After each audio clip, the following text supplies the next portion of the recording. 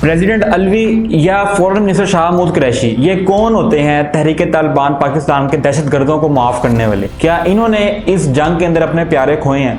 इन दहशतगर्दों को माफ करने का मतलब है उन 80,000 खानदानों के साथ ज्यादती और जुल्म जिन्होंने इस जंग में अपने प्यारे खोए हैं। ये उन 140 माओं के साथ ज्यादती है जिन्होंने पेशावर में अपने बच्चे खोए थे।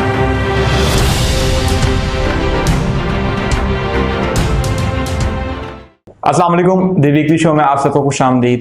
नादरीन, एक हफ्ता कबल डॉक्टर आरिफ अलवी जो कि सदर मुमलिकत हैं, हेड ऑफ स्टेट हैं, जो प्राइम मिनिस्टर होते हैं वो हेड ऑफ गवर्नमेंट होते हैं और प्रेसिडेंट हेड ऑफ स्टेट होता है, यानी कि पूरी रियासत का सरबराह होता है और उसका एक रिप्रेजेंटेटिव होता है। उन्होंने एक इंतहाई कॉन्ट्रोवर्शियल स्टेटमेंट दी कि टेररिस्ट ऑर्गेनाइजेशन तहरीक तालिबान पाकिस्तान से मुंसलिक जितने भी लोग हैं, जितने भी दहशतगर्द हैं, अगर वो हथियार डाल दें और पाकिस्तान के आइन को तस्लीम कर लें, ये जंग ख़त्म कर दें, तो उन सब को मुआफ़ कर दिया जाएगा। और 2 दिन कबल यही सेम स्टेटमेंट जो है वो शाह महमूद कुरैशी ने एक फॉरेन न्यूज़ मीडिया आउटलेट को इंटरव्यू देते हुए दी कि अगर तहरीक तालिबान पाकिस्तान अपने हथियार डाल दें, आइन पाकिस्तान को तस्लीम कर लें, तो उनके जो सारे गुनाह हैं वो माफ़ कर दिए जाएंगे और उनको जो है माफ़ी दे दी जाएगी।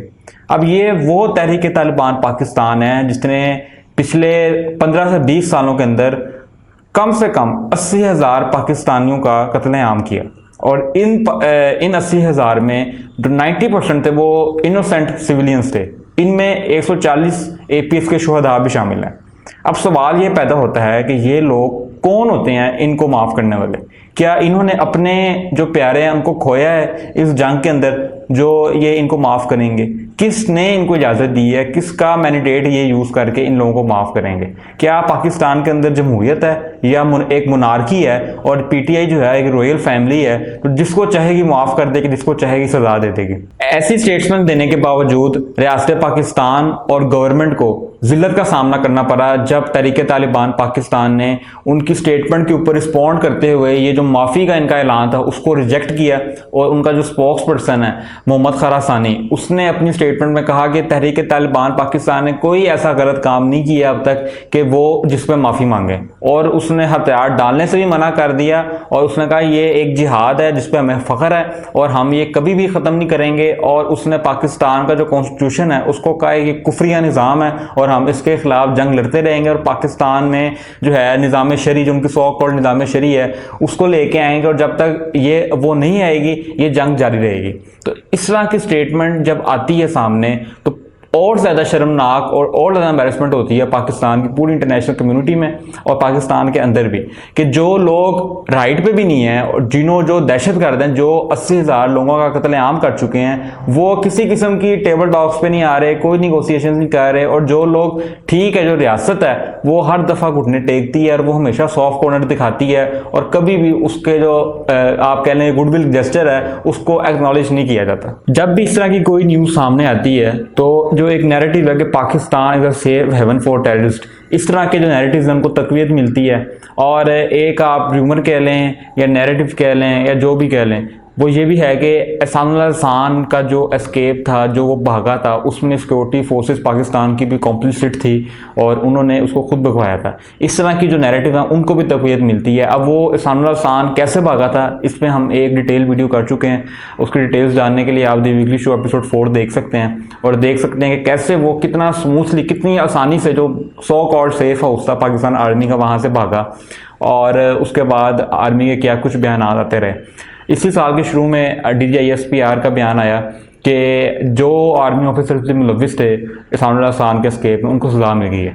लेकिन उस जो वाक़या था जो कि पाकिस्तान की हिस्ट्री का आप कह लेंगे जो जितने भी मेजर सिक्योरिटी लैप्सेस हैं उसमें से एक था, उसकी कोई डिटेल शेयर नहीं की गई कि वो कहाँ से भागा। पहले कहा गया जी ऑपरेशन में भागा गया, फिर नहीं, फिर मान लिया गया नहीं वो सेफ हाउस से भागा, तो कोई डिटेल्स शेयर नहीं की गई।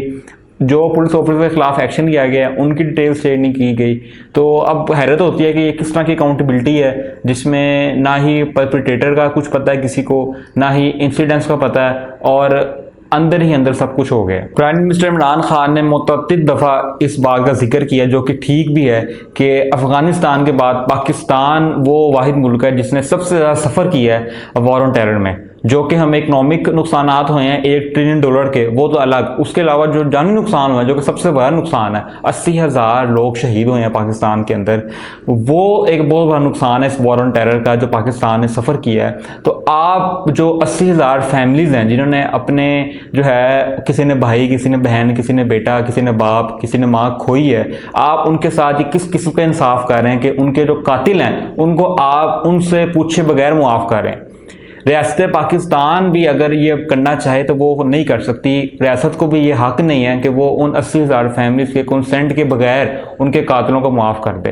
ये बिल्कुल भी काबिल कबूल चीज़ नहीं है कि पॉलिटिकल लीड या गवर्नमेंट अपने मफादात के लिए इस तरह का कोई भी अमल जो है वो करे। ये जो अपीजमेंट की पॉलिसी है towards far right religious groups, sectarian outfits and terrorist organisations, ये फौरी तौर पे ख़त्म होनी चाहिए और इन लोगों को strictly as per the constitution of Pakistan और नेशनल एक्शन प्लान के तहत इनको ट्रीट करना चाहिए। और हम ये समझते हैं कि जब भी इस तरह की कोई सूरत हाल आए तो हमने हमेशा पीस टॉक्स और डायलॉग को प्रेफर किया है। हम रुथलेस मिलिट्री ऑपरेशंस के हक में नहीं हैं जिसमें नाहक खून बहाया जाता है, लेकिन इसका कतई तौर पे ये मतलब नहीं है कि आप टेररिस्ट ऑर्गेनाइजेशंस और टेररिस्ट के साथ जो हैं इस तरह का बर्ताव करें कि आप उनको एक खुली माफ़ी का ऐलान कर दें और जिन लोगों का जो अपने हैं, जो उन्होंने खोए हैं, उनको ऑन बोर्ड लिए बगैर आप जो है इस तरह पार्डन का कह दें उनको, ये बिल्कुल भी काबिल कबूल चीज़ नहीं। और जो ड्यू लीगल प्रोसेस है उनको टेररिज्म चार्जेस के तहत ट्रीट करें, उन पे चार्जेस लगाएं और जो कानून पाकिस्तान का आइन कहता है उसके थ्रू, एक लीगल प्रोसेस के थ्रू उसको एक्सरसाइज करते हुए जो उनकी सज़ाएं उनको दें। उसके बाद वो बिल्कुल एक आम शहरी की तरह ज़िंदगी गुजार सकते हैं। लेकिन इस तरह जो खुली मुआफ़ी है ये बिल्कुल भी काबिल कबूल नहीं है। ये जुल्म है, ज़्यादती है उन 80,000 ख़ानदानों के साथ जिन्होंने अपने प्यारे इस जंग में खोए हैं। नाज़रीन, इस हफ्ते के लिए इतना ही। अपनी कीमती राय में लाजमी आगाह कीजिएगा और आज़ाद लाभ को सारे सोशल मीडिया प्लेटफॉर्म्स पे फॉलो करें। बहुत शुक्रिया।